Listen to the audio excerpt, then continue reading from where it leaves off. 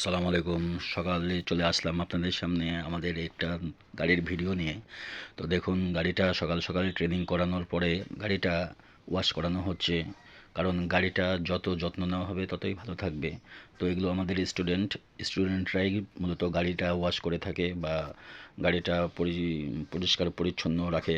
তার কারণ পরিষ্কার পরিচ্ছন্নই মানে রঙ্গ। গাড়িটা যদি পরিষ্কার থাকে, সুন্দর দেখায়, তার কারণ সুন্দর দেখানোর মাঝে সুন্দরভাবে প্রশিক্ষণ নেওয়ার আগ্রহটা কিন্তু বেশি হয়। এদিকে পাশে আর একটা হাইস, এই হাইসটা পরিষ্কার করছেন, ওয়াশ করছেন। গতকালকে প্রোগ্রামে গেছিল, দিয়ে জানেন তো বৃষ্টি কাদার দিন, আমাদের গাড়িটা ওয়াশ করছে গোলাম রাব্বি সাহেব।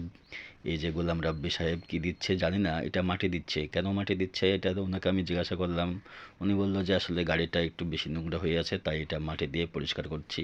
তো আসলে গাড়িগুলো কিন্তু এভাবেই ওয়াশ করানো হয় আমাদের এখানে। গাড়ি চালানোর শিক্ষা প্রয়োজন যেমন, গাড়ি ওয়াশ করা জানাও জরুরি তেমন। এই জরুরি গাড়ি শিক্ষা, চালানো, গাড়িটার সার্ভিসিং সব কিছুই জানতে হবে আমাদের।